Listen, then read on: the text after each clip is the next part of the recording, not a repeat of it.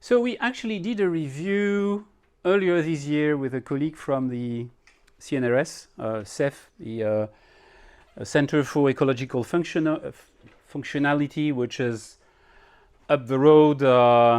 You should have passed very nearby when you took the bus this morning. It is the biggest ecology research center in France. No, it's not in Palaiseau. Not everything is in Palaiseau. And so I have a colleague who's from University of from Duke University in the US, who's a researcher there, and so we both work at the French Academy of Agriculture. And earlier this year, the Academy asked us to do a sort of review of what was the background behind regenerative agriculture. So that's and so the paradigm actually developed 50 years ago in agriculture mostly, and it is now applied to business, design, planning, education, and still agriculture. So there are a few people who have published things. You have that book, for example, from Ethan Solofiev, who appeared on a recent Zoom meeting I have. He was not invited, I know, probably someone gave him the link, and I say, Ethan Solofiev. Oh, that's interesting. Because I know the name, I don't know the person. And so here you have in agriculture, a continuum of different practices where you have the characteristics, economic, resilience, diversity, crops. Here you have the inputs that are put in agriculture, and here you have the different practices. And then you have a whole range, which this book has classified from what they call degenerative, which is the more you apply what here is on the left, the more you destroy biodiversity in the field, in the soil, in the crop, and around. And the more you move to the right, and the more you become regenerative. And I hope those are terms that Fabrice usually uses, but I'm not sure he mentioned those this morning. No, okay. So we have this whole range, and of course you can imagine that for a farmer, well, I don't know many farmers who start, looking at that and say, okay, where am I here, and how can I move that way? Because the farmer has many things to think about. But what I wanted to show here is that because it's an ensemble of approaches, you actually have you can't move only one thing. So if I take again the example of Bayer, who says, oh, you just need to do no tillage. I mean, you want to start in regenerative agriculture. Well, that's easy. You don't change anything, but you stop tilling. Well, that's only one line here, right? So if you move here, but the rest stays here, you will still be massively under a degenerative approach. So that's one way of looking at it. And of course, a farmer has many challenges in managing his or her farm, and so cannot necessarily move everything at the same time. The question is, well, what would help moving things to the right side? That's a more recent publication that actually was published a few months ago. And there are more and more publications about regenerative approaches. So on this graph, you have an agriculture which is more uniform. Think of monocropping, and more diverse, like diverse crops plus livestock plus I don't know, fisheries, whatever. And on these axes, you have a system which is more rigid, and here a system which is more flexible.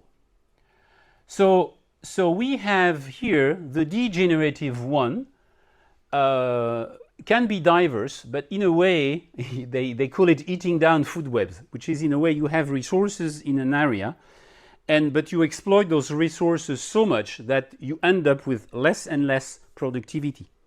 So that's typically the graph I was showing the other day with crop yields stagnating for the past 20 years in France. But that's also what happens if you look at an agricultural landscape and look at the color of the soil. When you see gray soil, and they're even not like light brown, they are gray, there's no more organic matter in it. So that's typical agricultural soils you can find in many places.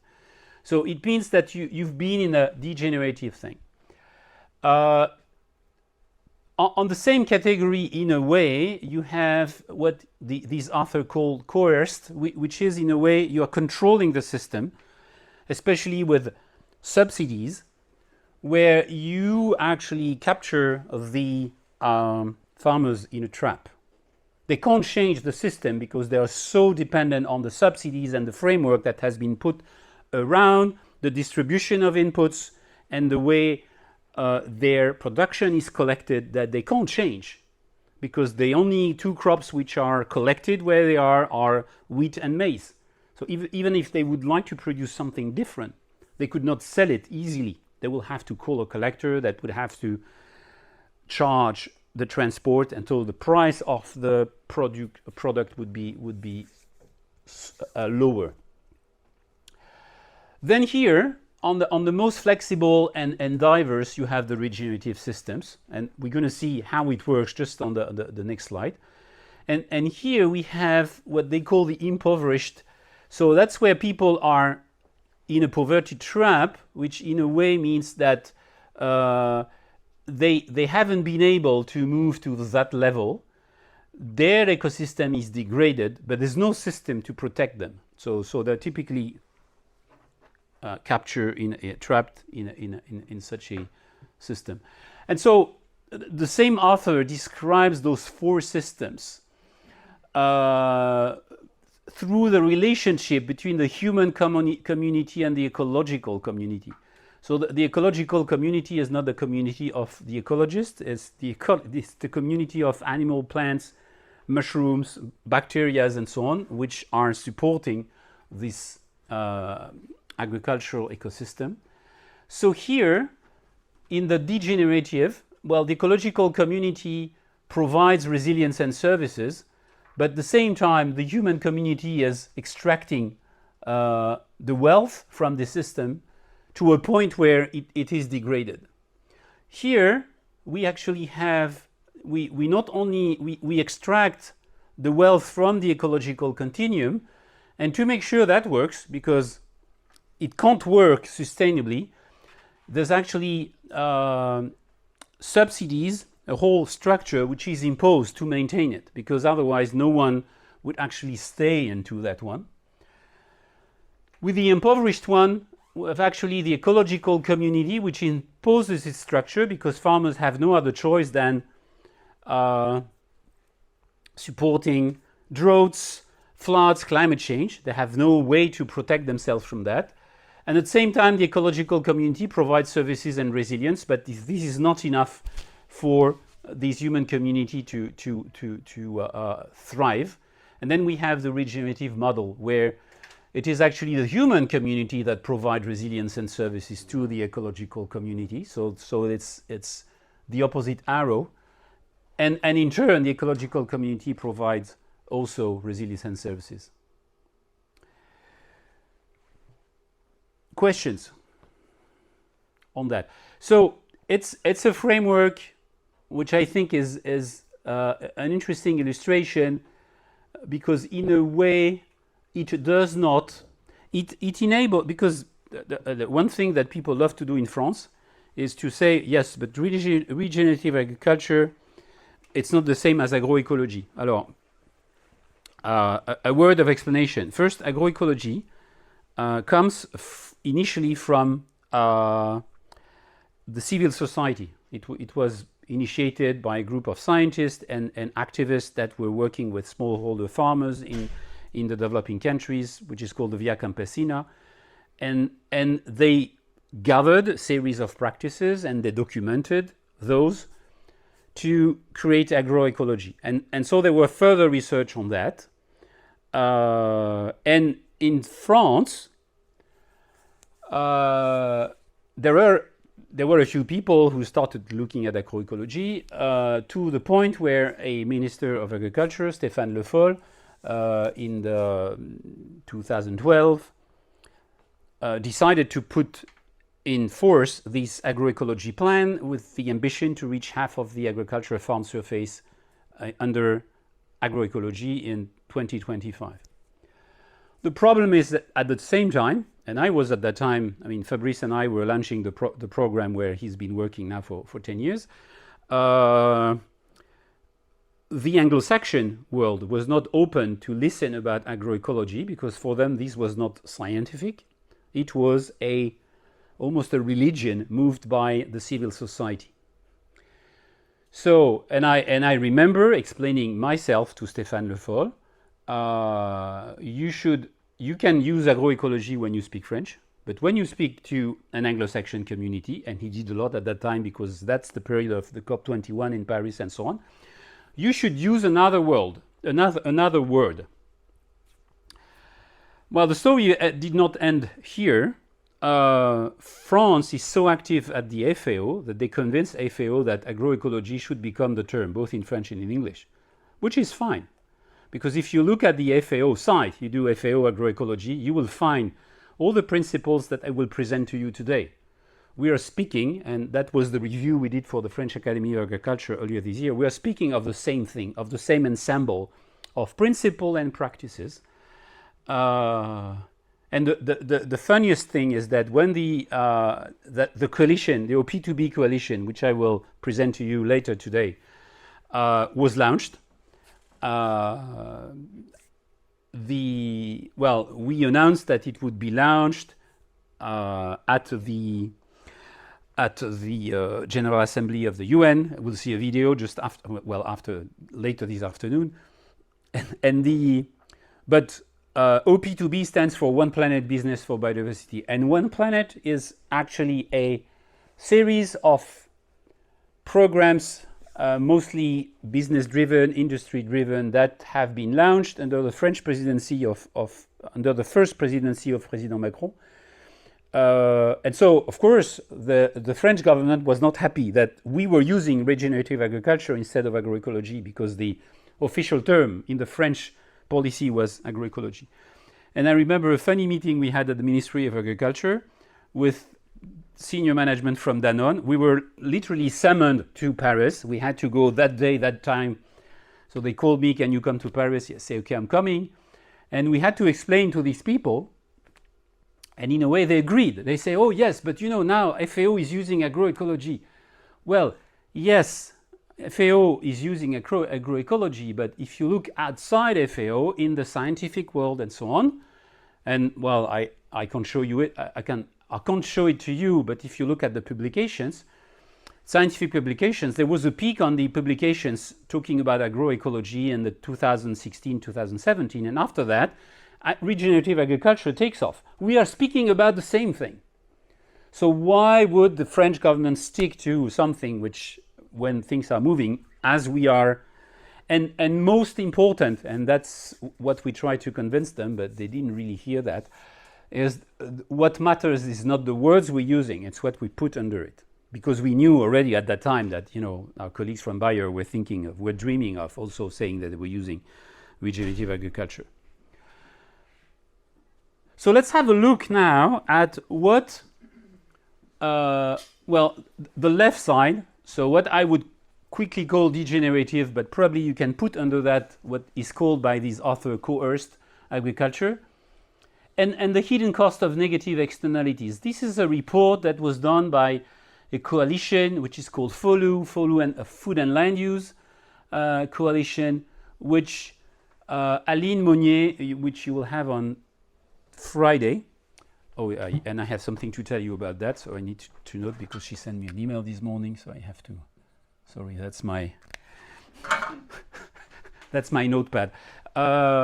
So Alain VIDAL works with FOLU. She works with Fable, which is the modeling arm of FOLU. And so those people published a report which is called Growing Better, that was launched 2 years ago. 2019.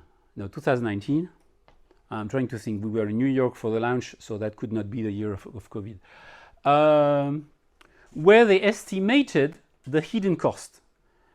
Well, so you can call it the hidden cost for those who have studied a little bit of economy. This is called the externalities, which is what are the externalities of the food producing system. So the market value of the global food system is 10 billion. The cost on health is 10 trillion. The cost, they estimated that the cost for health is 6.6. So that actually covers the two sides of what we saw on the first day: obesity, undernutrition, but also pollution, pesticides, and antimicrobial resistance, with more or less the same amount, like 2 trillion. Then you have the cost to environment, where you have the greenhouse gas emissions, which we know agriculture represent a large share, and the cost on the loss of natural capital. So when you've put the cost of health and environment, the value, the economic value of agriculture across the world is almost nothing. So actually an economic system which produces so much externalities that its value, its net value, is nothing, if we were actually looking at the right figures. On top of that, there is the economic hidden cost, which actually does not provide enough wealth to farmers, which is here called rural welfare. It's almost 1 trillion. And then you have all the food loss and waste and the fertilizer leakage, which is another trillion. So it's pretty easy if you want to remember. It's 6 on health, 2 plus 2 plus 2. It's 3 on environment, 1.5 and 1.5. And it's 2 on economic, which is 1 and 1. Which at the end of the day means that every year we're losing 2 trillion in value with our agricultural system.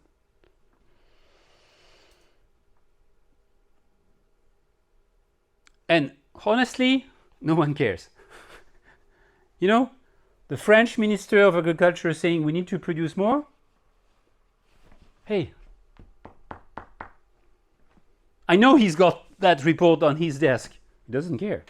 The pressure from the farmers' union, I mean the large farmers' union, not the large unions, but the unions of the large farmers in France, is so powerful that he listened to them. I didn't tell you the joke, but 2 years ago? 2 years ago there was a media communique that announced that the president of the biggest large farmers union in France was the new minister. It was a fake, but a lot of people believed it on the first day, just to illustrate the fact that she is the real boss. Yeah. Please, I don't understand why we have some costs that are negative and others that are positive. Well, it is just that you are removing. This is the value because of the impact. This is the value that is removed from the economic value of agriculture. So you could say, well, we are very proud of our agricultural GDP because we are producing a lot and so on. Yeah, but actually, in your agricultural GDP, you have those costs, you can remove it. You have those costs, you can remove it. You can remove this as well. Meaning, you have a negative GDP from agriculture. This is what it means. The global agricultural GDP is negative.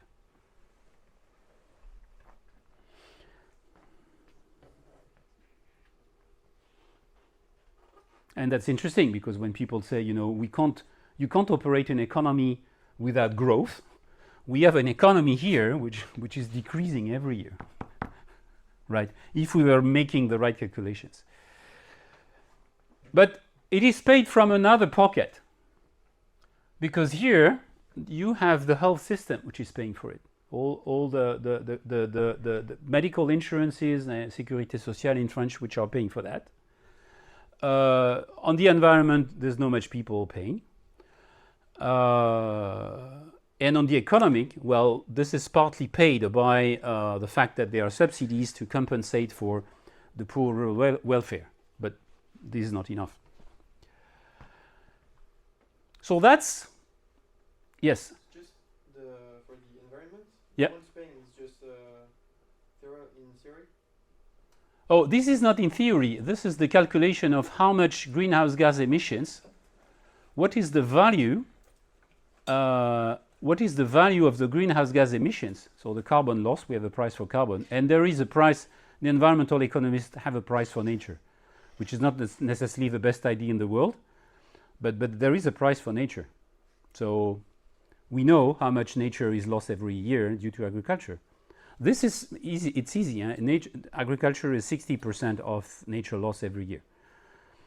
So you do an average and you can probably calculate that yourself, because you can find in a UN publication what is the cost of nature that nature produces every year. So you say, okay, agriculture kills 2/3 of that. That is the amount. Okay, so we need to change it. that's the sort of step conclusion. Why does that slide come here? Oh yeah, okay.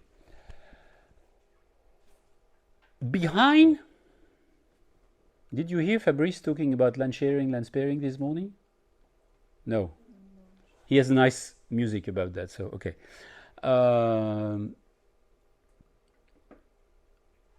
So what does that mean? So regeneration, and I'm in a way I've not spoken too much about regenerative agriculture. Regeneration means we need to have an agriculture that actually has, even if there are externalities, is not as negative. This is degenerative. I mean, this is the economic sense of agriculture. The global agriculture today, on average, is degenerative, right?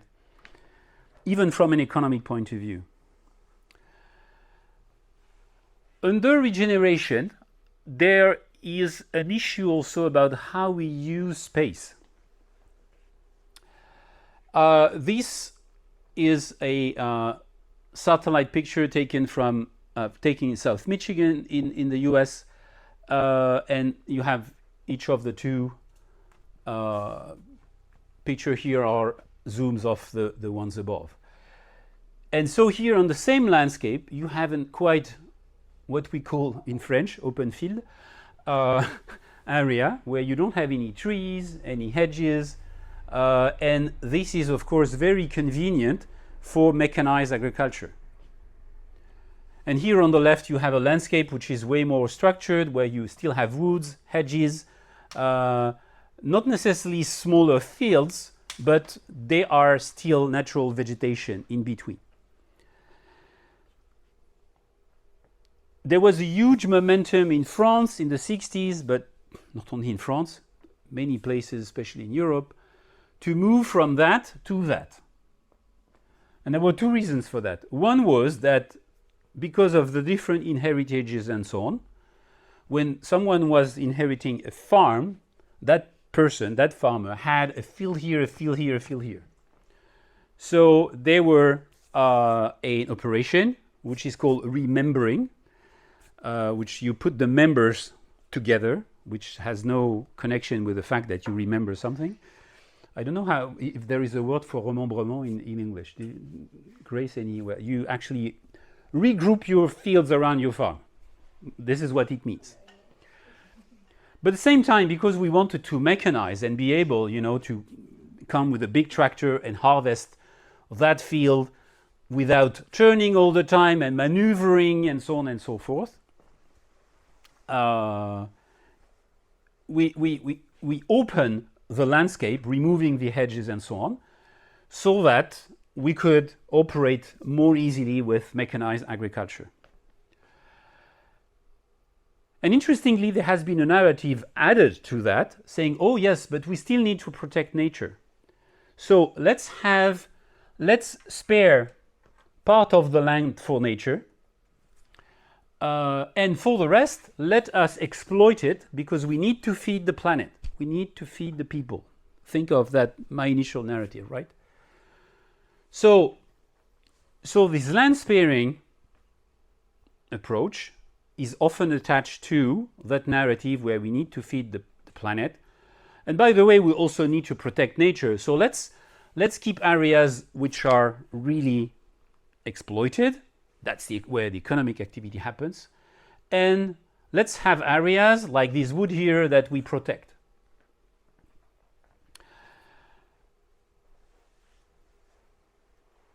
But when you think of regenerative agriculture, you think of the connections between the biodiversity which is in those biodiversity area, native habitat, and the fields, pollinators, and so on.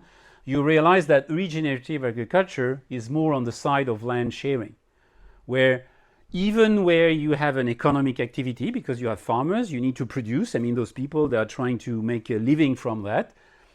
There are ways to share that landscape with nature in a way that not only protects nature, but also enhances the agricultural production.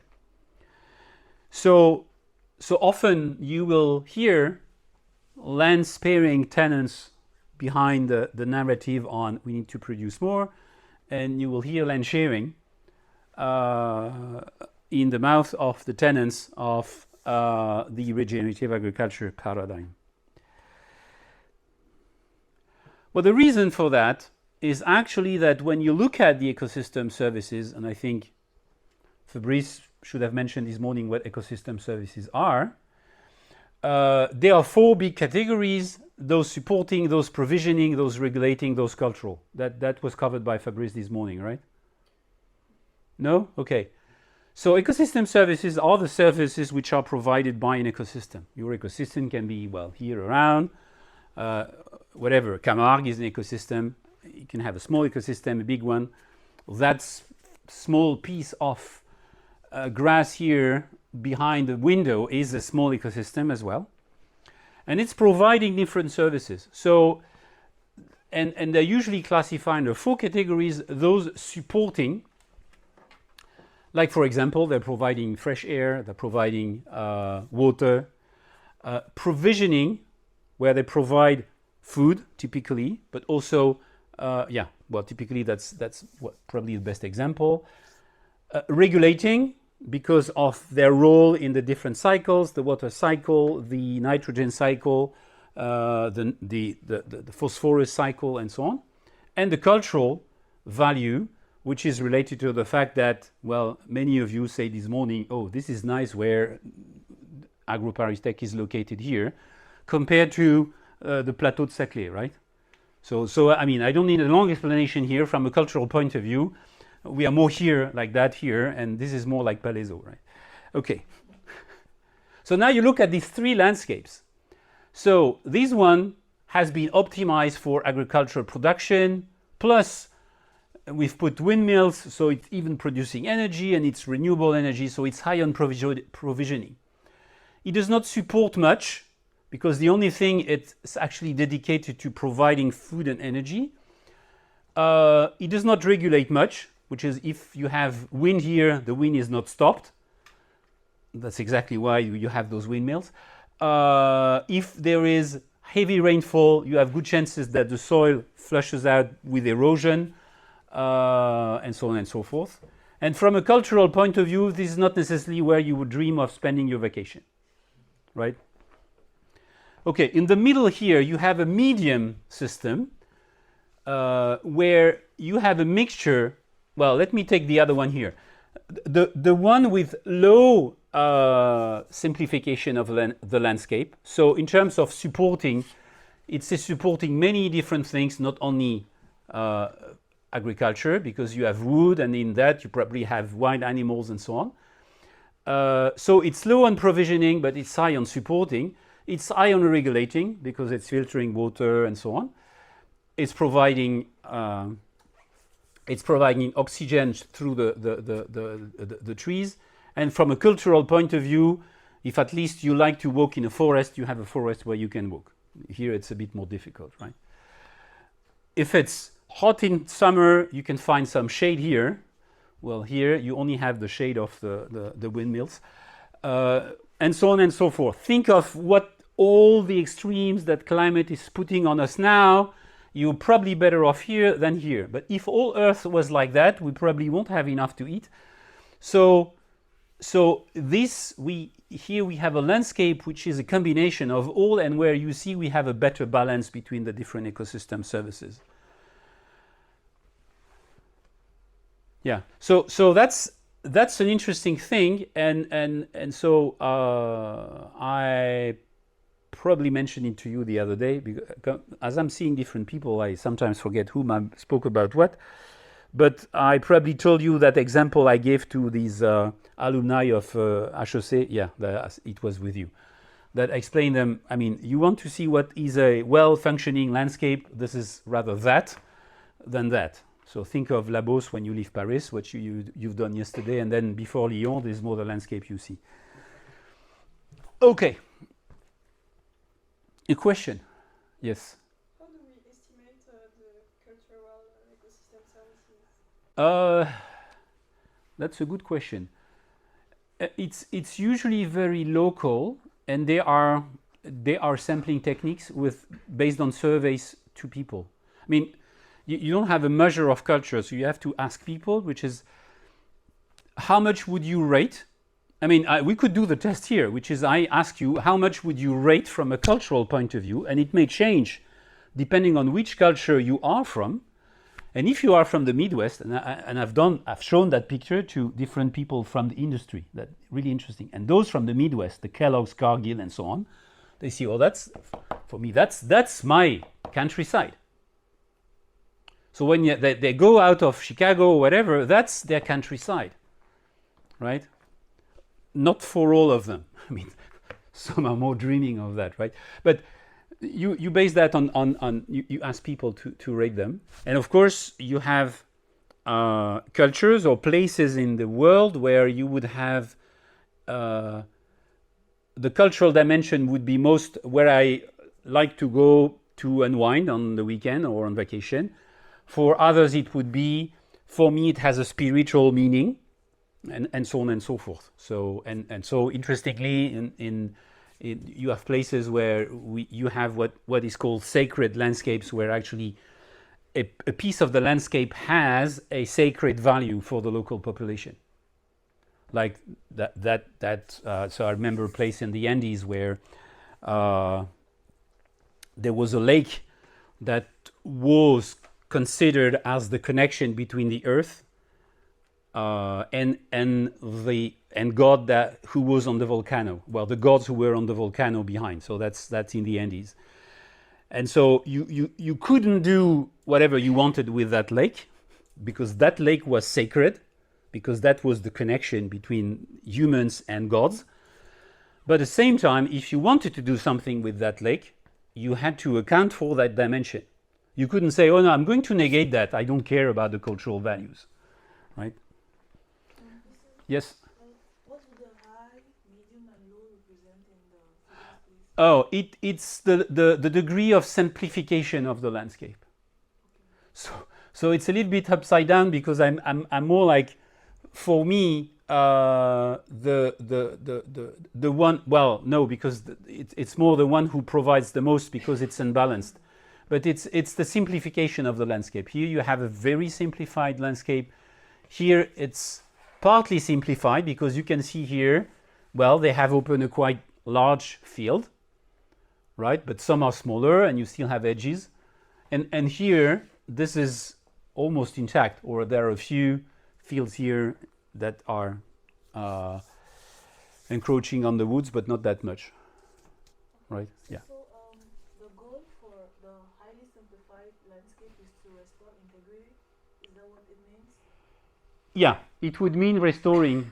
It would mean, if we wanted to be more regenerative on that one, it would be to restore some of those bars here, and find ways to do it, right? Yeah. No, thanks for asking that question, because it's a good way. Yeah, but it doesn't mean we have to go to that level necessarily, because you still need to have economic activities. Your farmers living there, and you're not going to push all the farmers out and say, "Oh, guys, we want to have now a nice forest here." You go, well, Okay. So what does regeneration imply? When you want to do regeneration, actually, there's one of your predecessor, Loan Guérin, from last year, who did her master internship with Greenflex, which is a services, which is a consulting company, which is a subsidiary of Total Energy. So those who have made the biggest profit this year, and who are on strike these days, as a consequence. And so she has actually tried to apply that regeneration approach as a filter to look at an analysis, a study that Greenflex had made on a few African countries to see how they could use what they called at the time marginal lands to grow agrofuel crops. So that was a bit of a challenge. Say, okay, what happens? Okay, the analysis has been made with the Greenflex criteria. Now let's apply a regenerative approach, and what does that mean? So when you start opening the box of nature restoration or biodiversity restoration, you quickly find a word or an approach which is called the mitigation hierarchy, which is a sort of rules on how you should approach nature to decide, to guide your action. And mitigation means it's how you mitigate your impact on nature, and it has to follow a hierarchy. It's not like I start with what I prefer. No, because actually there has been a lot of publications and studies showing that we have to start first with something, then with other thing, and so on, in terms of effectiveness, but also in terms of cost. So there is now a quite broad agreement. The International Finance Corporation, which is a subsidy of the Bretton Woods institution, so that includes the IMF, World Bank, and so on. And those guidelines were guided by the CBD. The CBD, who knows what the CBD is, apart from the cannabis for medical use? You don't know what CBD is? What? Commission on biological diversity. That's what, but we usually say it's a Commission for Biodiversity. So CBD, the United Nations have 3 large conventions. There is one which is well known. It's the Climate Convention, because we had COP21. So every time you hear COP, you think of climate, but COP means Conference of Parties. It's the conference of the parties which signed that convention of the UN. And so there are 3 COPs, actually, 3 conventions that meet every year, or every 2 years, every 3 years. 3 conventions. So there is the UN Fighting Climate Change Convention, UNFCCC, we say in our jargon. That's the one for climate. So this year we'll have COP27 in Egypt this year. We have the UN CBD, UN Convention on Biological Diversity. And usually people speak about CBD, just to confuse the public, right? They call about CBD. No one would call it FCCC. Everyone says it's UNFCCC. But CBD, people usually say CBD like a nickname. And there will be a COP15 this year, which was supposed initially to happen, you know where? 2 years ago, the year of COVID. And it was not possible. So they postponed it like 6 times. So it was supposed to happen in China, which is very welcoming countries these days because they still have COVID restriction and so on. So it will take place in December. And where would you go in December? For a nice weather, pleasant, and so on. You know where it will take place? December this year? COP15, Montreal, Canada. You know that place, Louise.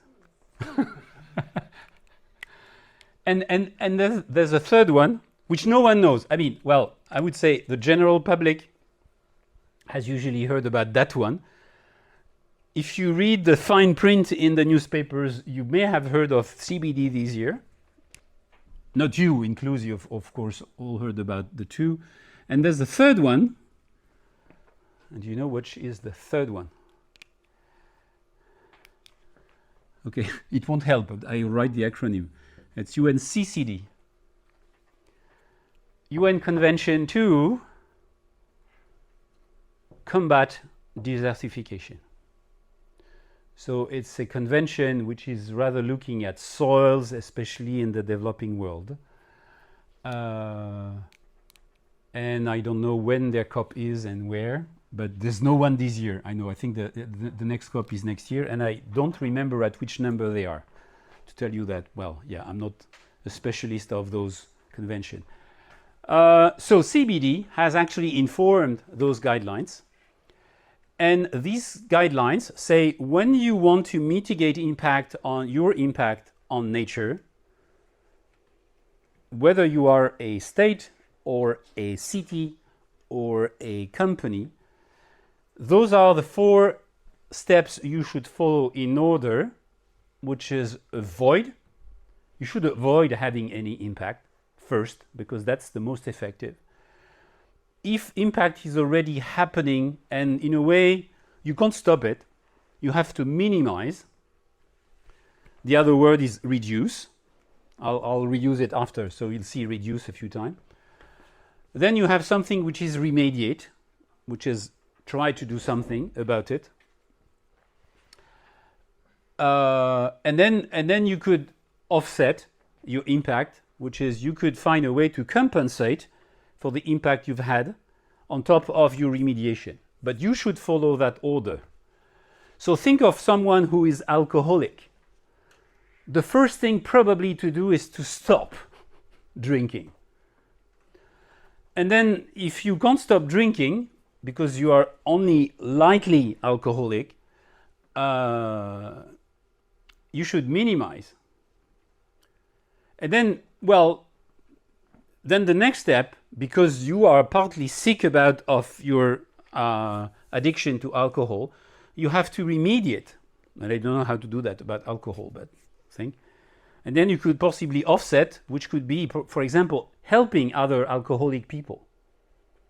You know, it's too late for you, but you could still help others, right? That's what I would call offsetting. Just to take an example, which is out of forestry, biodiversity, and so on. And so I'll talk about the green after here. And so you have this graph here, which I've borrowed from my colleagues of the Biodiversity Consultancy, which is a big biodiversity consultancy company, initially originating in Cambridge, but now there are offices in many places, and who've now more than 15 years experience on helping companies, guiding companies on that. And so they have these graph here where you have the impact on nature, which is negative. And then you have your impact. And the first thing is you avoid part of your activities. Typically, you will stop deforesting to grow palm oil or grow soybeans, for example. But you still have a residual impact. Then on your residual impact, you can minimize your activity, your impact that you're having with your activity. And then you can restore part of the system. And then you can find a way to compensate for that residual impact. And so you could come to zero here, which is the way we say it's net zero. So you might have heard that, companies are aiming to reach net zero by 2030, because the same apply to carbon emissions, to CO2 emissions, or greenhouse gas emissions in general, which is you first try to avoid taking your car. That's the best way. Then, because you still need to use it, because tomorrow we need to go to Camargue and we need to carry you, otherwise, a friend told me, but why don't you rent bikes and you all go biking to Camargue? Okay, that would have been avoiding, right? But so minimize, meaning that I take the bus to come here this afternoon, not my car. And so that's minimizing. Then restoring means you put in place things like you pay for carbon credit, you plant trees, you whatever. And offsetting might be that you're actually going beyond that so as to you come to net zero or even become positive. We'll see on Thursday that it's way more complex with nature than with carbon.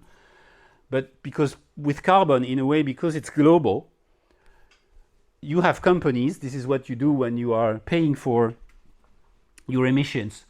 When you purchase a plane ticket, you're actually paying for the offsetting, which basically means the company is paying for reforestation somewhere around the world, and this deforestation is supposed to store carbon.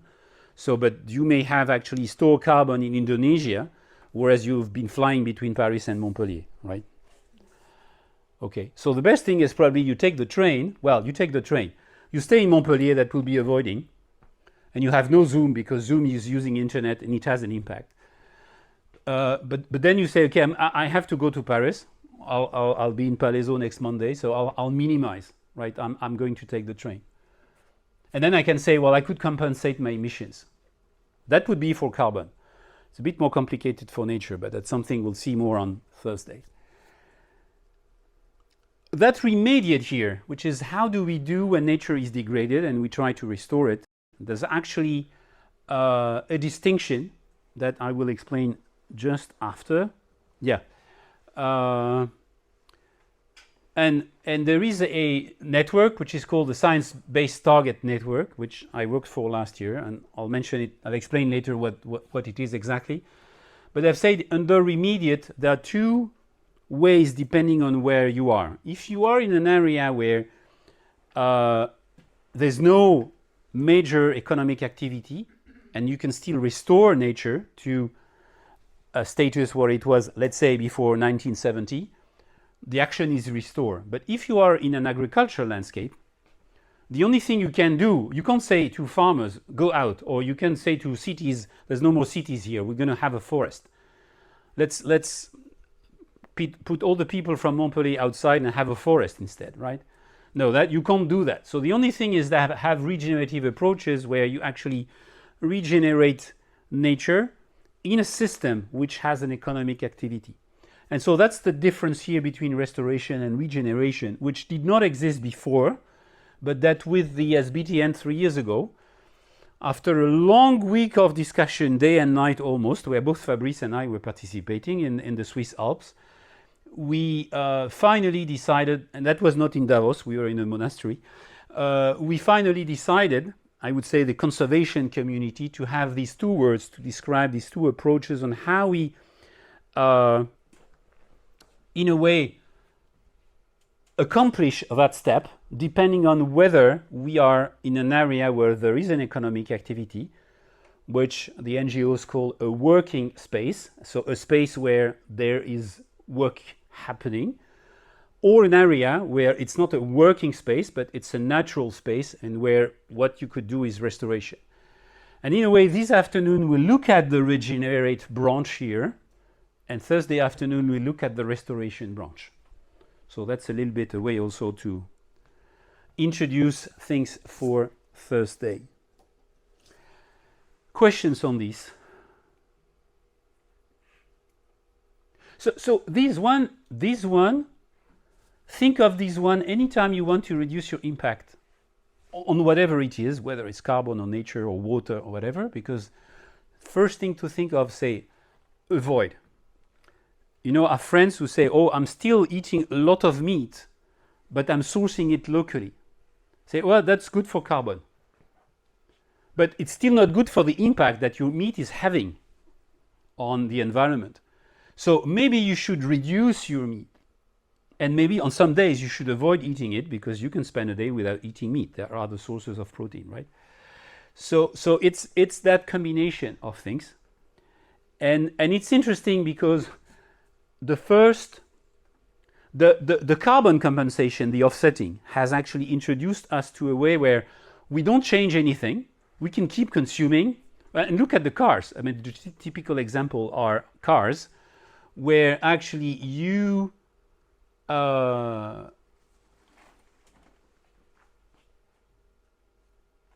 you say, okay, I'm going to purchase an electric vehicle. So on my carbon budget, I'll be fine. I'm on avoidance. Well, on my direct carbon budget, because the production of that car has had an impact, right? So it's this idea of, instead of, if you have, like my neighbor, 4 cars, and you shift those 4 cars to electric vehicles, which he has done already for one, probably you should drop 2 of your cars, right? That will be where the real impact happens. Yeah. In the diagram, where are you going to place avoidance? Here. You can't read it, I'm sorry, because it's very, I mean, if you were looking, but avoid is written here. So you start with avoidance, and you still have a residual impact once you have avoided, and then you can minimize on the rest. Okay?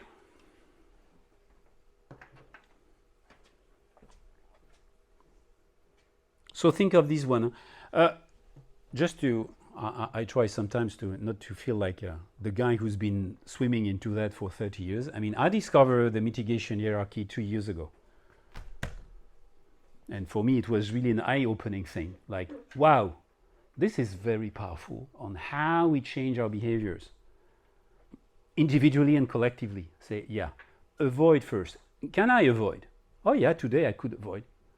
Okay, so let's avoid. Today I can't, but let's minimize. Well, typically it's avoid, you don't take your car. Minimize, you drive 110 kilometers per hour instead of 130 on the motorways. You already minimize because you decrease your greenhouse gas emission by 30%, right? And then the restore, well, plant trees. Okay, good. We've lost Valentin. Is it a sign that we should have a break? It's coming soon. Okay, so what does that mean for agriculture? So regeneration, I explained you that the Science Based Targets Network, which is a network of mostly managed by large international NGOs, World Wildlife Fund, the PANDA, the Nature Conservancy, Conservation International, a few others, but also a few international organizations like IUCN, the International Union for Conservation of Nature. This network started working 4 years ago now, and they issued first guidance for companies to help companies approach, set themselves targets to reach in terms of reducing their nature impact. So, there's an interesting definition here, because this is not a definition from agronomists or agriculturalists. It's a definition mostly made by conservationists who are trying to translate what regeneration means in their vocabulary. So under regeneration, they put all the actions designed within existing land uses to increase the biophysical function and or the ecological productivity of an ecosystem or its components, often with a focus on a few specific nature contributions to people. So nature contributions to people is the advanced wording for ecosystem services. It's the same thing, right? So it in a way undermines that we are making a choice among the ecosystem services. And so if I go back to my previous slide here, for example, it makes the assumption that we want to keep enough provisioning services.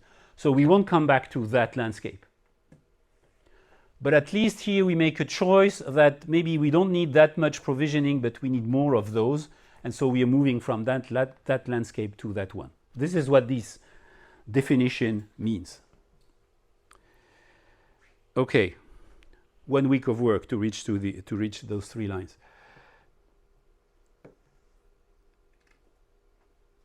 The one thing that nobody did, and we did with Doyle McKee at the Academy of Agriculture, is that what does that mean if we apply the mitigation hierarchy to agriculture? So let's look at it. Avoid. Avoid, you look at an agricultural landscape, it would mean keep natural and semi-natural habitat in agricultural landscapes. So typically this is land sharing, which is you are here and you keep that landscape. That's avoidance. You don't need that actually to produce. You can probably produce almost as much here as here, because here your land is more degraded, your soil is more degraded, less carbon and so on. So probably you can keep that one. That's avoidance. Then you have reduce, and reduce means reducing fertilizers, pesticides, freshwater use. This is what is in the farm to fork, in the European Union farm to fork strategy. You've seen that, reducing fertilizers, pesticides. They don't mention freshwater because there is another law, there is another directive on water, which is another thing. But this is where reduce means for agriculture. And of course, you could add to that reduce greenhouse gas emissions. I haven't put them here because probably biased by my own thing, where we assume climate is sorted out elsewhere. So regenerate would mean, so that's the regenerate instead of the restore. It means adopted cropping and livestock practices that store carbon in soil, so you make it positive. Restore natural and semi-natural habitat in agricultural landscape. Diversify crops, diversify pastures and animals. So that's, if I took back my two pictures before, it means that actually if you have something like that, you will start recreating, like they are doing in UK these days, recreating hedges here to not retrieve necessarily entirely that, but part of that, right?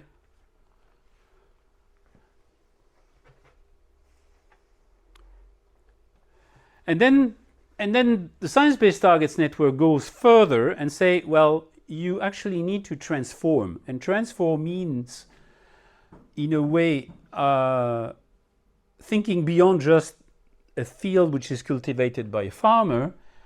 And it means that you need to ensure that agriculture brings benefits to farmers through better livelihoods. So making sure that farmers are better paid from what they are doing, but also benefits to consumers so that we have more nutritious, healthy food, feed and fiber.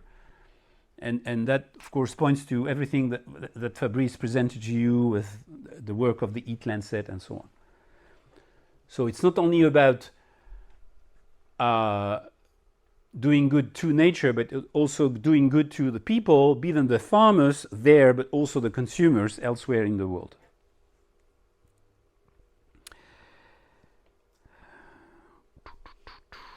Yeah, I still have 15 minutes. Questions? Oui. Come in. Bonjour. All the rooms are occupied, so maybe someone looking for a room for a nap. Initially, when we asked to come to Montpellier, they had no rooms available. The AgroParisTech has this building and partly the Maison de la Télédétection, by which you passed. And so I say, oh no, there's no rooms available. I say, what? The only room they could give us is the one nearby with the computers on the side, which is not very practical for some of the work we'll do on Thursday and Friday. And finally, Valérie told us, oh, I found a room. Okay, good. Yeah. I'm sorry. Yes. So transform is a synonym of offset? No, it would not be a synonym of offset, and I'll explain why probably on Thursday. The Science-Based Targets Network does not recommend offsets on nature. It's very complex. I'll say more on Thursday on that, but just think of, on nature, we should look at avoid, reduce, regenerate. Transform is more the issue of you can't actually shift to that without changing the mindset about your system. It's really the in a way it's moving from that side to that side. And you can't do that with just a few practices. You have to transform how your products are collected, purchased, how your inputs are provided to you, how they are produced, which are the practices you are doing, how much your crops are diversified, and so on. So it's a whole system to change if you really want to have a system which is positive to nature.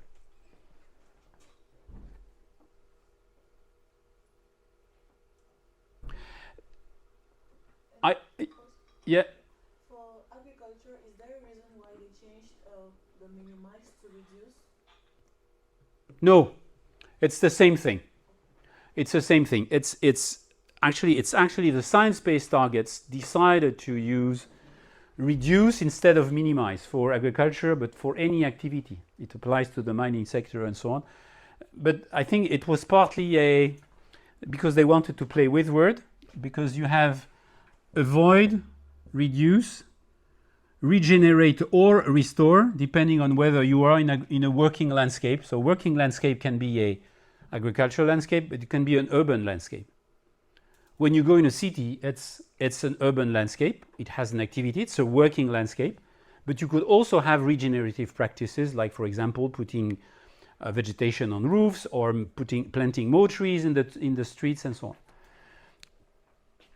So you have A and then those 3 R's of reduce, regenerate, restore, and then you have T. And so they have abbreviated it into AR3T, which does art. And there was a whole thing around that, partly as jokes when we were under this webinar in the Swiss Alps. Probably because we worked too long, we had 2 long days, so it ended up with that. Otherwise, they would have said AMRRT, which would have been less fancy. But that's all.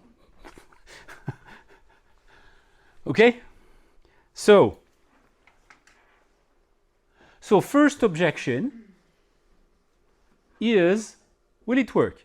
I mean,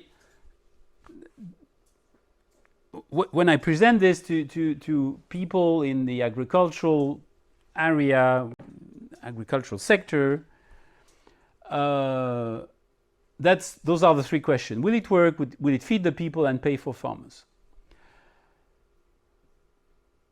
During many years, we had nothing, no scientific evidence or whatever. And the program Fabrice has been working for made a meta-review last year. Not sure he mentioned that, because Fabrice is very humble. So that's his name here as first author, a big meta-review. A meta-review is something like the IPCC reports. It's a group of scientists, and there are many, probably all those people are the top scientists in the area of agriculture, biodiversity, and so on. And they made an analysis of the existing literature on what are the connections between biodiversity and agriculture, and is there a potential for regenerative agriculture? So typically it answers the question, will it work? So what they found out is that it can generate additional critical ecosystem services by maintaining biodiversity in agricultural lands. Okay, that's fine. Look at the figures. Figures is it can sequester between 4.3 and 6.9 gigatons of CO2 per year. We are around 30 gigatons total emissions per year. So you can imagine that sequestering something around 6 gigatons is already reducing global emissions a lot. It's one of the rare possible sinks of carbon we have, well, besides forest and the oceans. And interesting here, you have what you find also in the IPCC report on the IPBES report is that there is a level of agreement and of evidence from the scientific literature. So of course, the higher this is and the more reliable you can use those figures. So sequestration, medium agreement, medium evidence. Create 12 to 17 million square kilometer habitat for biodiversity.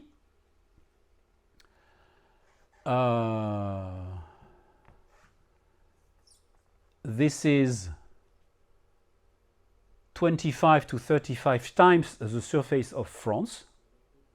This is not nothing. And there is high agreement, high evidence on that. So this huge potential, which is, it's not only that we can have an agricultural model that reduces the impact on nature, but it can actually recreate biodiversity. So that's the offsetting, if you want so, on the mitigation hierarchy graph, right? That's the thing that moves us up. And it can also increase connectivity for biodiversity, which is connectivity into different systems where animals and so on can navigate. And on this one, there's high agreement, limited evidence, because there haven't been many studies on that. The second thing is that it's actually good for food security, and I love the way they have formulated it, which is there's no evidence that it will compromise food security. And the diversification of agricultural practices provide multiple complementary benefits, and there's high agreement, high evidence. So we have, in a nutshell, we have high agreement, high evidence from that meta review that we can ensure food security with regenerative agriculture, which is, of course, completely the opposite. I mean, it is always the first objection which is put forward, which is, yeah, but we won't feed the world with your nice environmentalist dreams. I've heard that so many times. Okay. So thank you, Fabrice.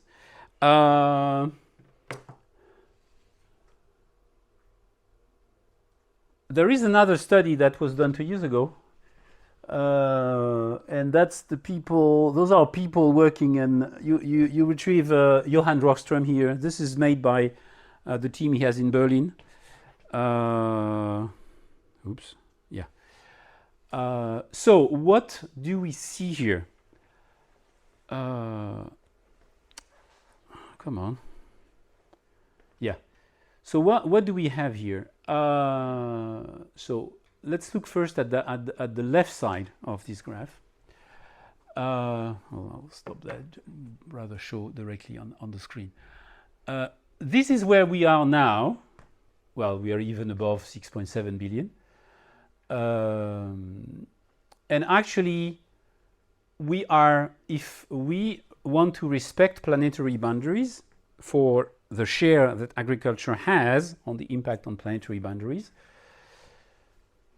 if we respect the planetary boundary for biosphere integrity, think of respecting biodiversity in general, land system change, think of deforestation, freshwater use, and then nitrogen flows, so as to come back to the boundaries, at least for the part that agriculture is responsible for, we can only feed 3.4 billion people with staying within the planetary boundaries that we looked at the other day. So think of our donut last time with the environmental ceiling and the social threshold. If we want to respect those planetary boundaries, we can only feed 3.4 people. So we break the inner circle. You remember we're trying to find trajectories that were respecting both sides. So those authors are saying, let's see if we, now that we are 3.4, let's see what we could use, still respecting the planetary boundaries.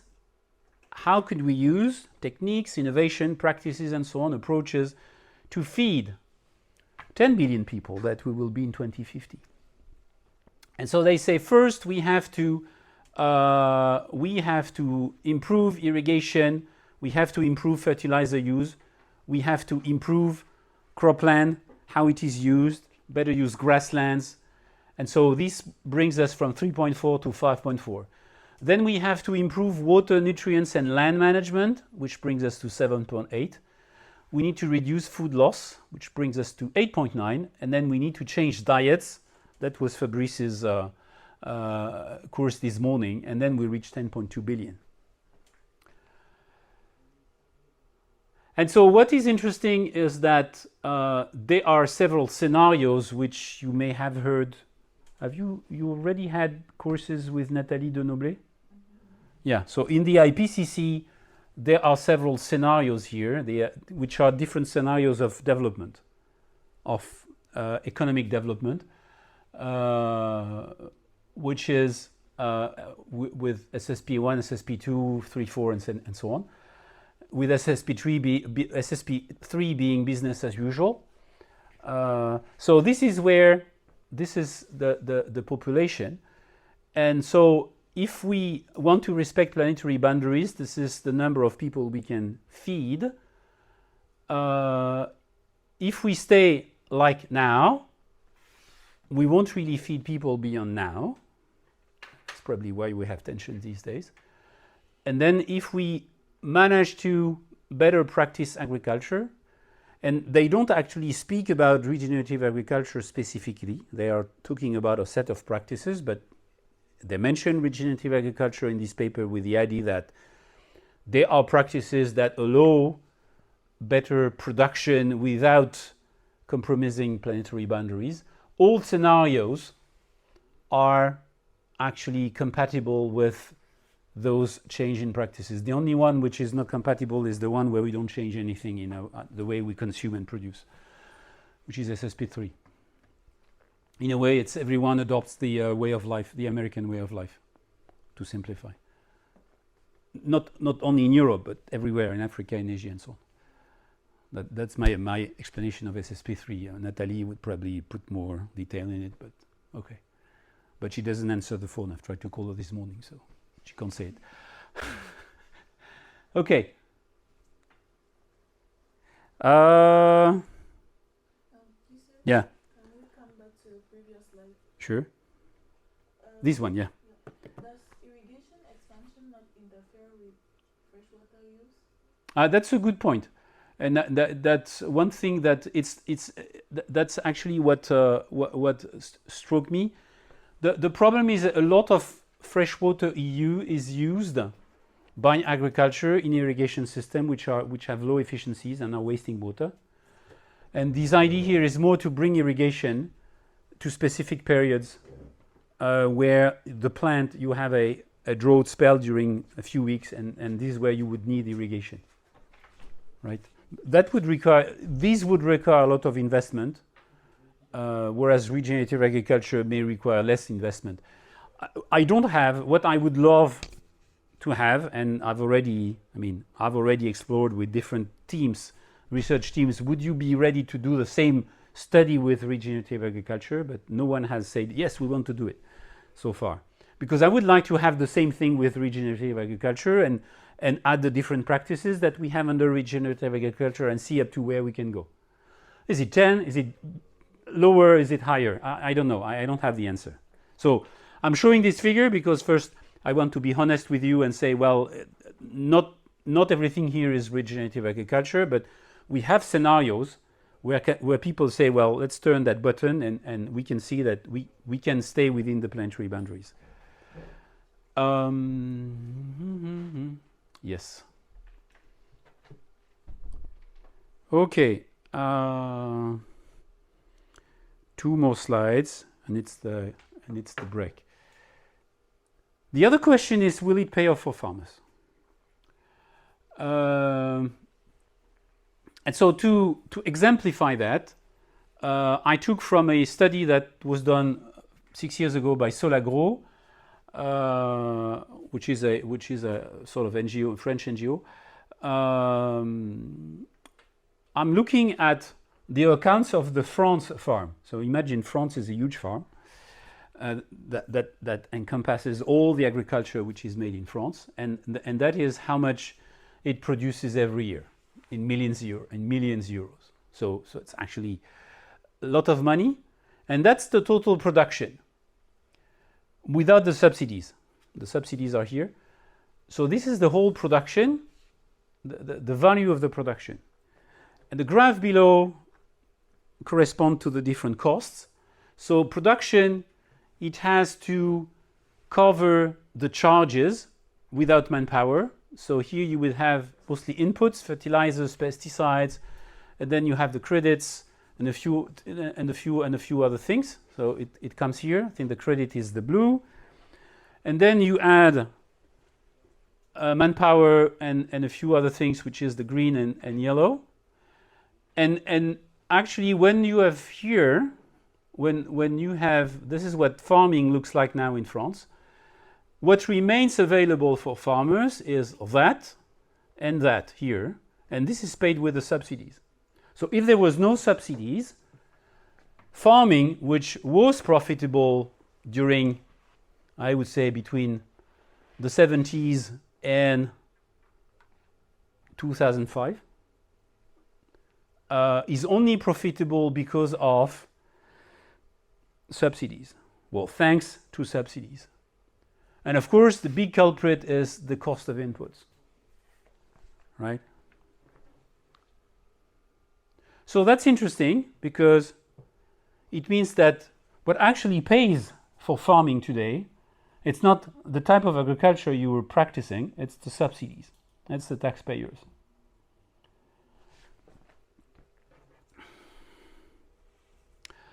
By the way, I've put here the cost, the health cost and the environmental cost that are in the FOLU report. I'm not saying those are exactly the same cost in France because those are global costs, but this is what it would mean for France in value. So it would mean that we have something that hardly pays for farmers, and that on top of that has a huge health cost, environmental cost, right? So we need to change that system. And so the interesting thing is that when you introduce changes like regenerative agriculture, and I will show you that in the second part this afternoon, the first thing people say is, but when we do organic farming or when we do regenerative agriculture, because we're using less pesticides and less fertilizers, the production is less. Okay, production is less. So your production goes typically, and there have been many studies on that, you are losing 30%. So you're losing 30% from 75 here, you're going down to 50, right? But you have usually saved 3/4 of that big brown thing here. And so imagine that you've lost that in production, but decrease your cost, this one by 3/4, you have won that more. So you are producing less, but you're earning as much money as the subsidies are giving to you. And this would make farming sustainable again. More or less the same figures in North America, where subsidies operate differently, but the result is the same. So that's really interesting. And then, of course, comes the second objection, say, oh yeah, but if production decreases, we won't feed the world. Which we've seen with the other meta-review that was led by Fabrice, that this is not true. We can feed the world even with that decreased production because we're producing too much. This is a graph from a study that was done by people from IDRI, a study I will explain a bit later after, but those are figures. They have compared the Danish model. The Danish model is the example in my initial graph of the coerced model, where we know we are driving into a wall, but to control everything, we subsidize everything. So we have a system that produces a lot, right? Which is not performing very well on climate mitigation, which is very bad on biodiversity, which does not create on-farm jobs, because no one wants to work somewhere where you don't earn money. And it's not too bad on the job industry. The reference, which is European agriculture, is the dotted black line. And here, and they have two scenarios in that study. They say what they call the just transition, which they look at regenerative agriculture, where we lose a little bit on production, but we are at the same level with climate mitigation. We are way better on, that's the just transition. We are way better on biodiversity, same as reference on on-farm jobs, same in job industry, and the job focused, which is say, let's put the subsidies on jobs, not on surface. So there's a whole discussion today in Brussels about whether the next common agricultural policy should proportionate the subsidies not to land, but to the number of jobs. Because not the same agriculture requires the same number of jobs. And so by subsidizing by hectare, you are actually creating an unfair system between farmers. You are privileging large cereal producers who have a lot of land and don't require a lot of manpower. And those who are penalized are those who are more intensive, small farms who are producing vegetable, fruits, and so on. And if you remember Fabrice's this morning, which is good for health, by the way. So when you move to the job focus, you have something which is both better on farm jobs and biodiversity, which is way below in terms of production. It's those 30% I mentioned. That's typically what you get with organic farming. And it creates less job in the industry because there are more jobs on farm. So in a way, sometimes big companies don't like this one because they say, oh, but that's not good for us. Well, no, because you've made money on agriculture and our food for 50 years. Now let's pay back. Well, you can imagine the debates in Brussels. They're going to be interesting. The debates in Brussels in the coming weeks are going to be interesting. I'll tell you what we had last week in terms of meeting with the cabinet of Timmermans, who is the commissioner in charge of the Green Deal. He wants to know more about REGAG because he says we believe in it, but we need arguments to counter all those objections with the narrative that I had on the left side in the beginning. We need to feed the world. A lot of things on that transition in this book that was published earlier this year. Demain in Europe agroécologique. For the moment, it's only in French. Tomorrow in Agroecological Europe. It's made by two colleagues of IDRI, which is an independent research institute in France. I learned a lot by reading this book, actually.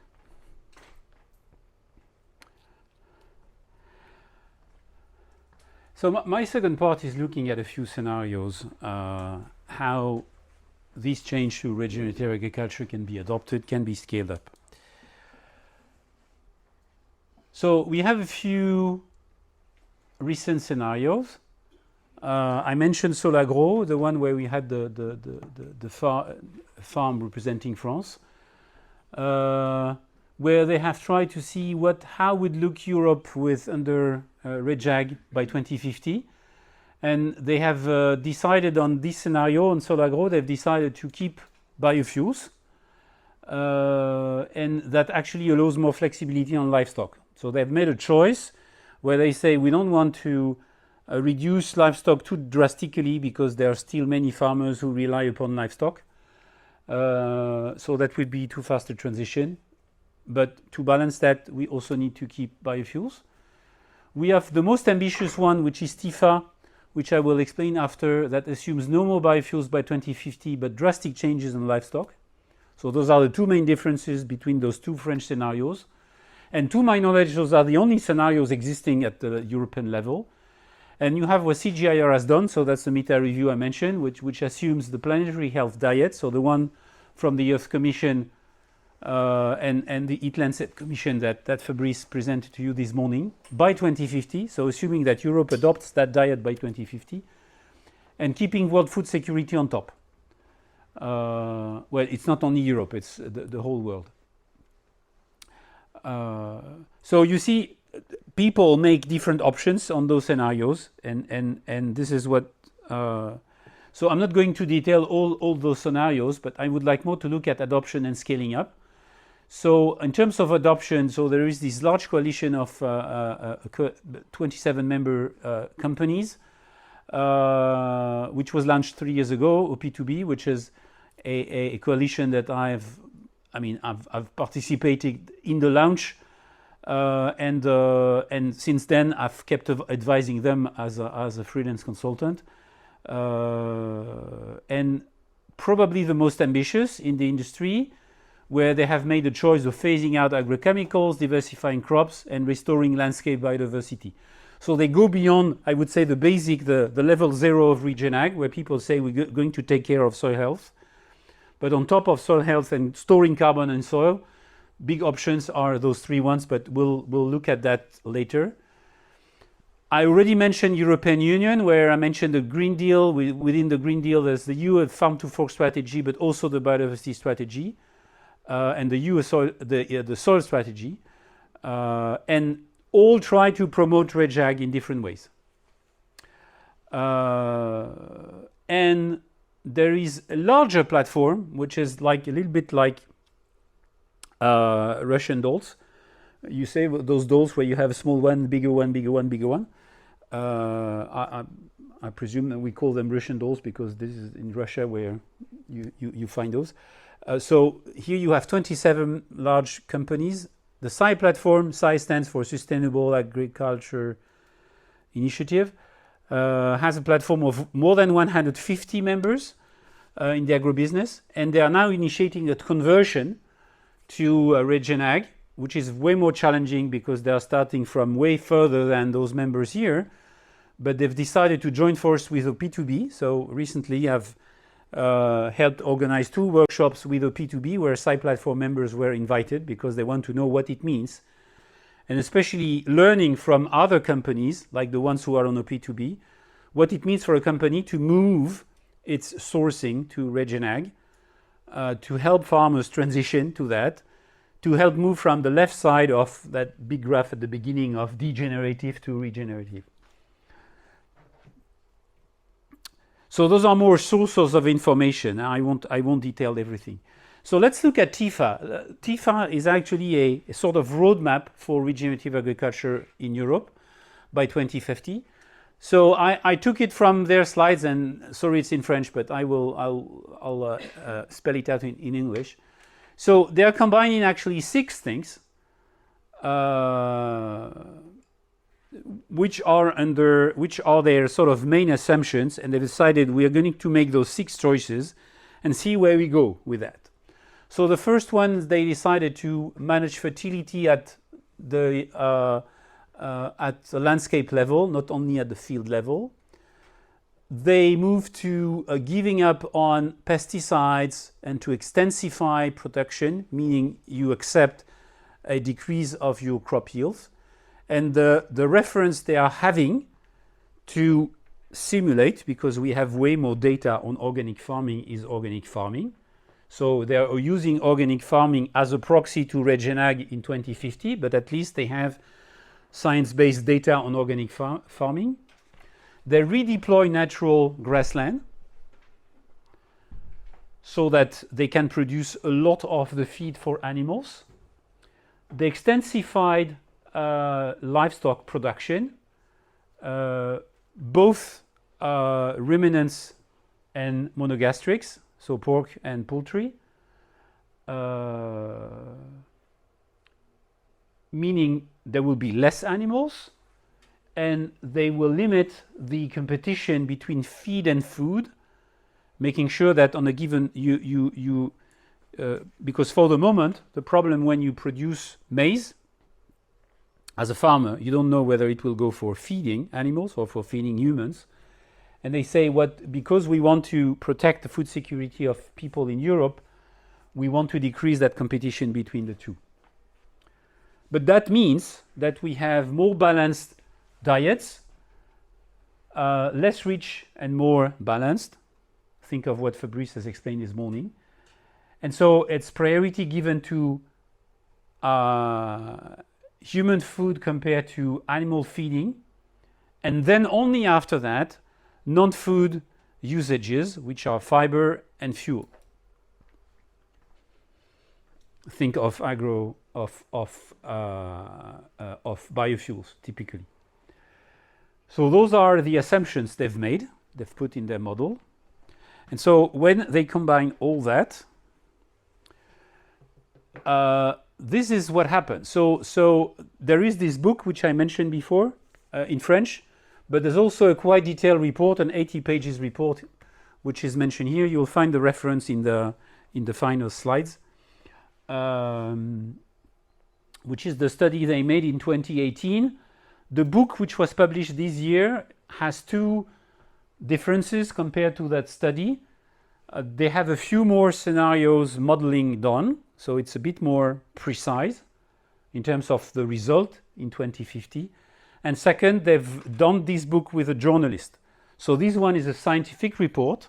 The book is really a book. You can give it to your grandmother. That's a test. Huh? If you write something as a student, when you do your master report, and if you want it to be readable by people who are not, don't have a master in climate and land use and ecosystems, you give it to your grandmother. That's the test. And if she can understand, you are on a. So what they did is, because they really want their grandmother to be able to read it, they wrote the book with a journalist. So that's the European system today, more or less. Well, actually, they use data from 2010. So where we have crop production using pesticides, importing a lot of nitrogen fertilizers, producing nitrogen losses, emitting greenhouse gases, emitting food, exporting food outside Europe, and producing food for the Europeans with too many calories.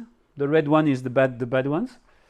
And that's for the crops, and also a lot of the crops go as feed to livestock production, which we export, which is used for feeding the Europeans. And we also need to import animal feed because we don't produce enough. That's the only thing European agriculture is importing. It's actually soy. All the rest is produced in Europe.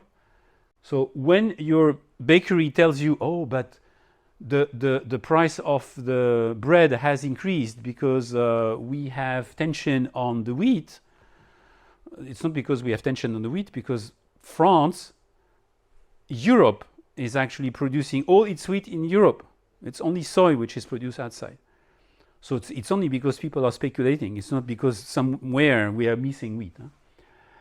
So that's the system for the time being. So what they propose is that yeah, well, you don't need that. You need that if you want to explore that very carefully. So the idea is to have a transition between now and 2050 where we move from intensive agriculture to what they call agroecological agriculture. Today we call it regenerative agriculture, where actually you see that in the crop production we have decreased the cereals, produce more oil seeds, which before were imported, using more grass, and the grass are richer because now there are flowers and birds. That's what it symbolizes. And those are more used than the imported animal feed. We don't import any more animal feed to produce animals. So the crop production is 30% less. That decreases greenhouse gases emissions by 40%. It still feeds the people. It still maintains exports. So we remain an exporter. It decreases the imports, especially fertilizers and other products, by 90%. So it's good for the economy. It reduces the nitrogen losses because it's using Regenerative. We don't use any fertilizers anymore, chemical fertilizers. And if we look at the animal side, we have less domestic animals. You can see that the cow is smaller, the pig is smaller. We have more wild animals. We restore biodiversity. Actually, we decrease the consumption of animal protein by 45% compared to now. And we keep exporting, less in volume, but better quality products. So that's the scenario. And this scenario is balanced, which is by 2050, farmers are earning more money than now, and all the rest of the system works well. I mean, people eat better. We've maintained the economic balance of agriculture, so the wealth of the system is better. And of course, it's better for nature, because all that plus that are natural habitat. This is more regeneration, and this is more restoration, using the terms of before. So if you read the book, you will, or all the scientific report, you will see that some of the elements of this scenario are seriously grounded in science. So I would say it's high agreement, high evidence, to use the rating of agreement and evidence that is used in the IPCC reports or in the meta review of CGIAR. And some others there's just one publication suggesting that maybe we could do that and that would have this impact. So the science behind is not completely solid. And so when I'm presenting this scenario, especially in some places, I'm a bit careful because I know that there have been strong scientific criticism. But of course, part of this criticism also comes from those who still believe, even if they are scientists, that this is the best model to feed the planet and pay off for farmers.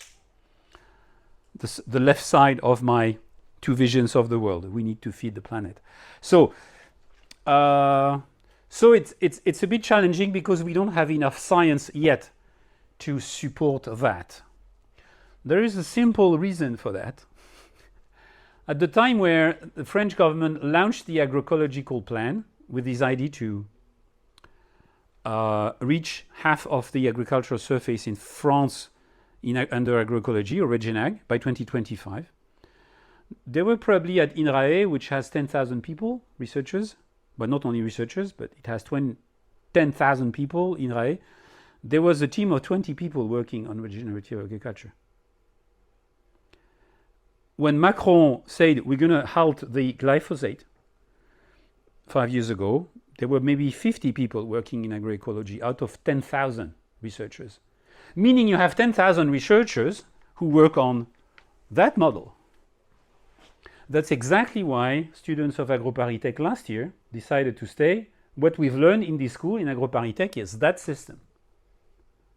We haven't been offered the opportunity to explore that one. Well, they have. Those who have followed clues, they have.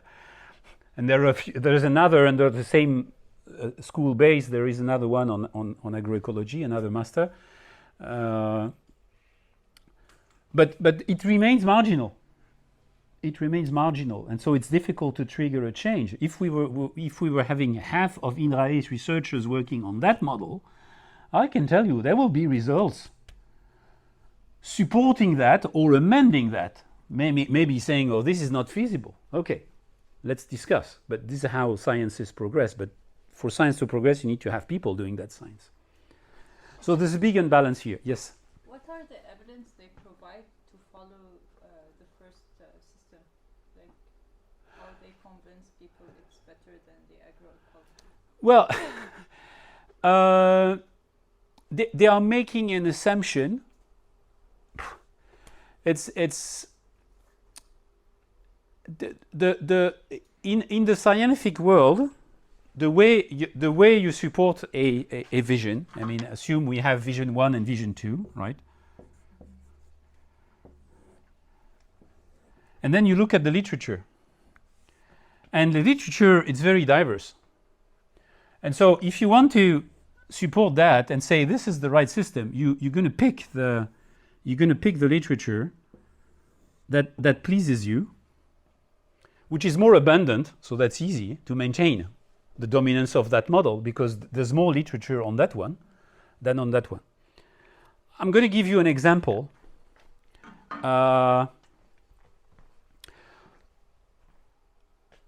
You remember the EU farm to fork strategy I mentioned at the beginning, political context. Strongly attacked these days because of the tension on the products. And so many people many voices earlier this year, around March, April, started saying, writing, things like, well, the EU farm to fork strategy won't work.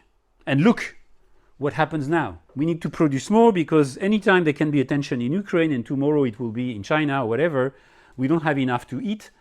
So we need to protect us. We need to produce more. Wonderful. I mean, the narrative is simple.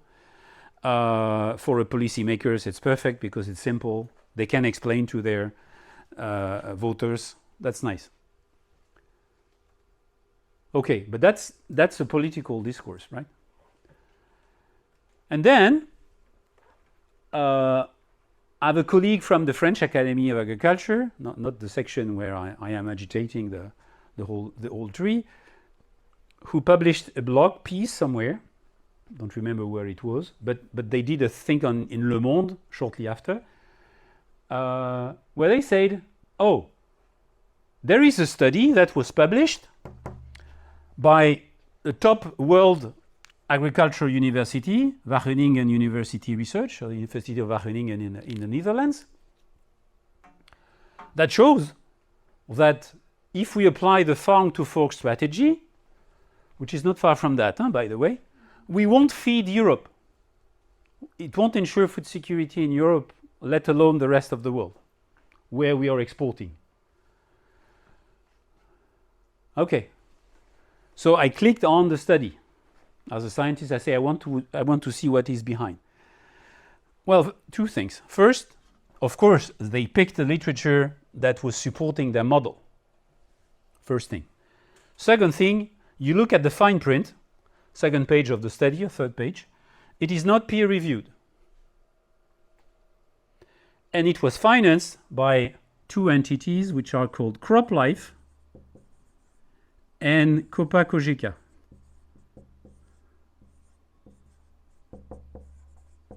CropLife is the lobby of agrochemistry in Brussels.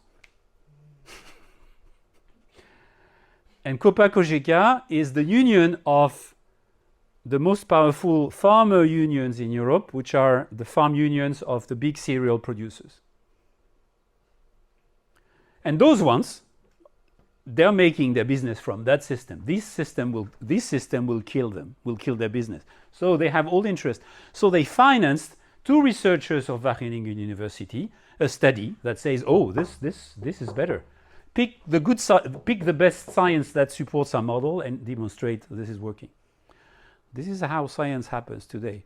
That's why reports from IPCC or IPBES or CGIAR are so important, because they are doing a meta-review of the literature and they say, we're taking everything here. We are not making the choice that pleases us. We take everything. And this is why you can see things like medium agreement, strong evidence. When there is low agreement, it means that there are people pro and people con in science. There are arguments pro and arguments against. But as long as you don't have those two arguments, you can't make up your decision. You can't make up your mind. And so that's the problem. There's not enough research here so far to prove that this system could work. Because there hasn't been money going to those researchers, because those researchers, they need to pay their salaries, their intern, their PhD students. And so when CropLife comes and say, hey guys, we have $1 million for you for a 3-month study. Wow, wonderful. I can pay for my 3 PhD students for 3 years with that money. So I take it and I'll write it. Well, it won't be peer reviewed. It won't be on but at least I will have the money and my students will have money to do their PhD. Yeah. That is a study. Tell you a story that happened to me when I was a bit older than you, but way younger than now. I was working in the remote sensing center there, and the French Space Agency was preparing the launch of the number 4 of Spot satellite. So that was Spot 4. And on Spot 4, there were plans for having what they call a vegetation instrument sensor that was going to measure things at a lower resolution to have higher frequency of observation to monitor agriculture. And so they had gathered a group of experts, which I was part of, where we were supposed to say, well, with this type of data, in these wavelengths, you can observe that thing. You could measure that on crops, but you can't measure that. I mean, this is what a scientist is supposed to do. And the meeting takes place. So we were all financed research to study that. What would be the benefits of that new instrument? And the meeting was happening in Paris or in Toulouse, I don't remember. And so we were several scientists from different places in France presenting our results. And I presented my results saying that in agriculture, with the characteristics they were putting, the use would be low. It would not be really interesting because they were missing that wavelengths. And then we're missing that combination of wavelengths and so on. And the chair, who was another scientist, the chair of that committee of experts, say, but Alain, you can't say that. We are here financed to say that spot 4 is going to bring benefits to agriculture. No, I'm not here to say that it will bring benefits to agriculture. I'm here to assess the benefits. And I'm telling you the benefits are that for that and good and not that good for that. Yeah, but you can't say that. Okay, I folded my staff and I went out the room. Right. That's how we can maintain some neutrality in those decisions which are made. Anyway, so that's okay. So that's one of the scenarios. The other thing I would like to introduce to you is the work that we've done in that business coalition, One Planet Business for Biodiversity, which was created 3 years ago, and with the ambition by 2030 to have achieved 3 things: move to regenerative agriculture, diversified product, and looking at both the production side and the consumer side, and halt deforestation and improve the management of natural ecosystems. So that were the 3 pillars. You see the companies who are on board. I think I have another slide. Yeah, I'll show you another slide, so I'll go fast on this one. That all came from the vision of one person, and it's often like things start. That person was Emmanuel Faber. He was the CEO of Danone, of the Danone company at that time. So a small video showing the speech of Emmanuel Faber at the UN General Assembly. It was 1 hour after Greta Thunberg. It was a bit less visible in the media than Greta Thunberg at the time. But listen to what Emmanuel Faber is calling for. So he's a CEO of a 30 million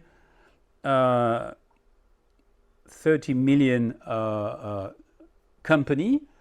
So not the biggest agro-food company, but a big one. And listen to what he says, because he doesn't speak only about companies. So hope that works. Oh, no, that will be on my telephone. Oh, that's interesting. I've never tried that. Mr. Faber, how are companies collaborating to enhance climate action through investing in sustainable food systems and supply chains? Thank you. Good morning.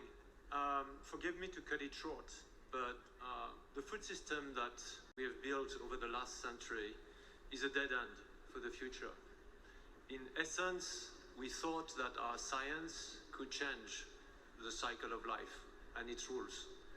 We thought we could engineer the life that we needed and kill the rest in the fields. The resulting monocropping consequences are standing right in front of us now. I'm really being asked to... We depend for 2/3 of our food on this planet on only 9 plants today. And 40% of our lands are already degraded. In a nutshell, we have broken the cycle of life. And the missing link is the biodiversity in our fields. So today we are launching the One Planet Business for Biodiversity, which is a coalition of, to start with, 20 of the largest food and other agri-based companies in the world that commit to put nature-based solutions at the heart of our strategies, our processes, our supplies. We are going to focus on 3 priorities on which we will come back to you when Kunming Conference of Parties will happen next year. CBD. The first is that we will shift our practices towards regenerative agriculture to restore soil health, to create a future for our farmers. The second, using the thousands of brands we have in our portfolio, we will create a demand for a variety of crops, of species, of traditional seeds that are forgotten today and that are dying.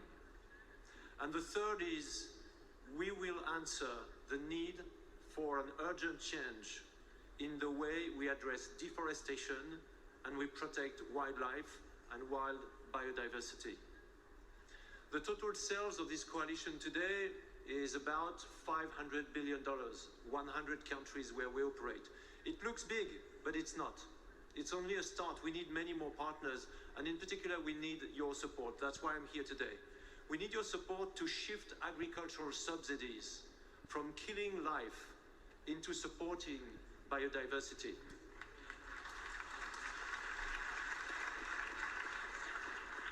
We need your support to make sure that we can find a pricing mechanism for the incredible, invaluable externalities that nature is providing us all and farmers every day in the world.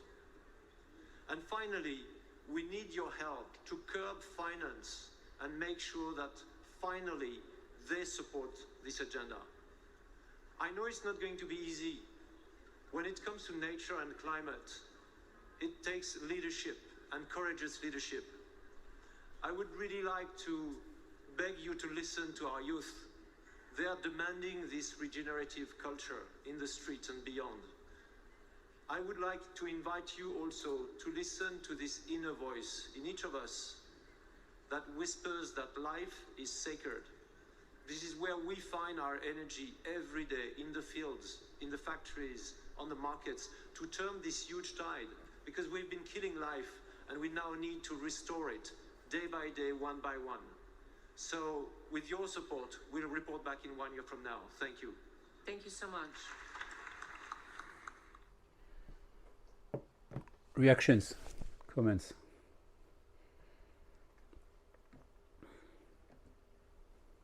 Do you feel energized? He's a good speaker. He's very inspiring person. And he says courageous because he was, I mean, he didn't know that, but he was fired 2 years after from then on because he was not making enough money. His shareholders told him that that all that was jolly good, but they wanted to have more money in the bank. So yeah.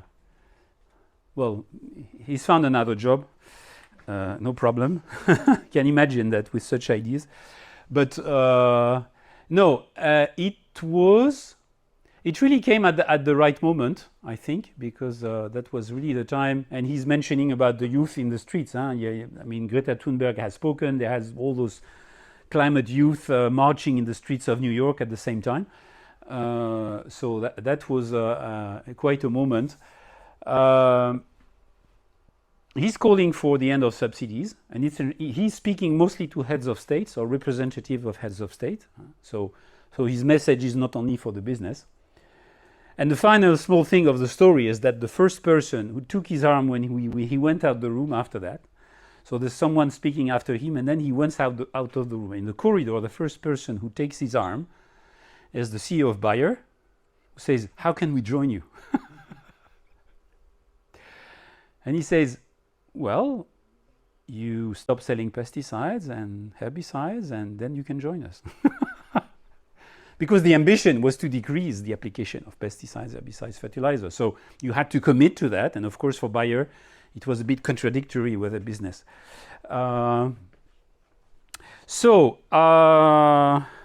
OP2B. Those are the companies who are on board now. So there have been a few changes because we were like almost 20. Now we are 27. So you have companies on the farming side. You have two cooperatives, In Vivo and Friesland Campina.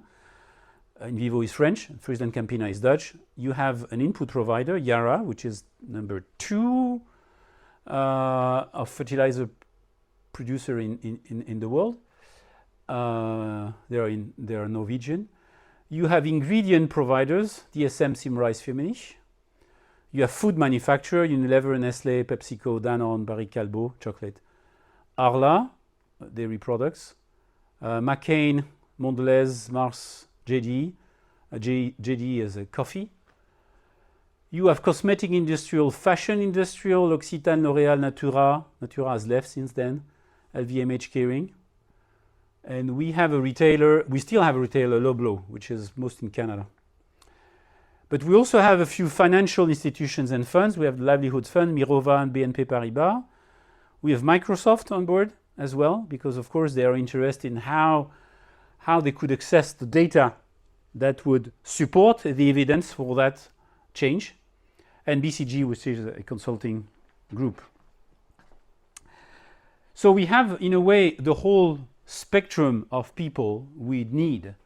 And I could spend hours on commenting, on each of those members, because now I've spent 3 years working with all of them collectively, but I know I've worked individually with most of them, and behind each of those brands, there are stories, there are interesting stories, like those who can't, for whom it's very difficult to change things. So if I'll take an example on restoration about L'Occitane, for example, on Thursday, but when you look at companies like McCain, who's producing potato, they explain you that, for example, there is one pest on potatoes where there's no biological way to fight against. So they have to apply a minimal amount of pesticides. Otherwise, you can lose completely your crop. It's not like minus 30%; it's minus 100%. So they are, on a very fine line, trying to move into that direction, but they can't move entirely with potato production. Depending on where they are operating, and so on and so forth. We don't have much retail. We had Walmart during 2 years. They've left. The difficulty for the retail is that they need to find a way to speak to their consumers about the fact that they are sourcing their product from regenerative agriculture. The most advanced here probably is Carrefour, and we've been in discussions with them since the beginning.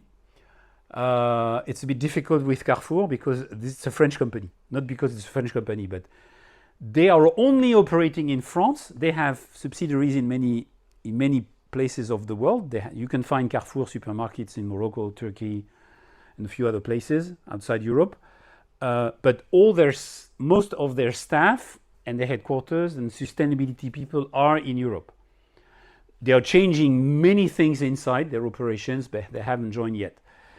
But you can imagine that if we had, large retailers joining, that could change things as well, because that would make this visible to the public.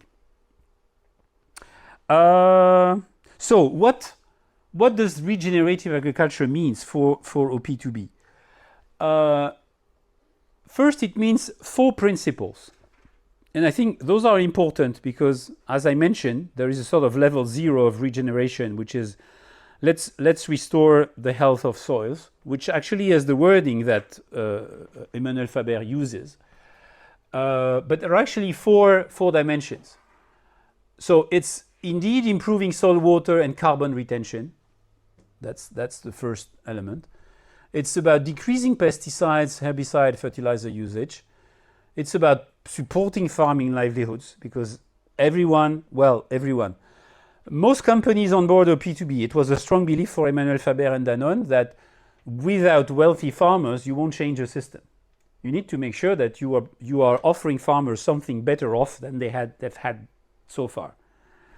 Otherwise, it won't work. They won't follow you, and they will stay in the old paradigm. So it's critical. It's a critical point. But when you discuss with some companies in the coalition, which I won't name, they say, oh no, that's for philanthropies and the governments. It's not our job. No, if you want to transition, you have to make sure your farmers transition with you. If you find a philanthropy or a government who pays for that, fine, fair enough. But if you don't and want to move that step, you need to bring your farmers with you. So you need to find systems to contractualize, safety nets, things like that will make your farmers better off. And it's about protecting and enhancing biodiversity. And so it has, the soil, and so it has 8 indicators that companies have started monitoring, normally last year. Soil organic carbon content, reduction on inputs, so that's withdrawals of blue water, of pesticides, of fertilizer, which is quite unique to OP2B. When we discussed with the side platform, which I mentioned before, the 120 companies, they recognize it's a big step for them. It goes beyond efficiency gains. So you need to reduce. It's really about reducing, which means for a Yara, a fertilizer company, or a buyer who wanted to join the coalition at the beginning, it means reducing their main business. So they have to shift their business to someone different. So what Yara decided to do, and I'm not completely out of the picture because it started from a discussion I have with two people quite influential in Yara when the new CEO came, and they say, Alain, how come you, because our CEO wants to change everything, but we can't shoot in our foot and stop producing fertilizers. And I say, do what the computer companies have done. The computers companies, when everyone had a computer, they stopped selling computers at the same pace as they were selling before. So they had to find something. So they actually moved to selling services to the users, which now everything you want to do on top of Windows, you have to pay for it.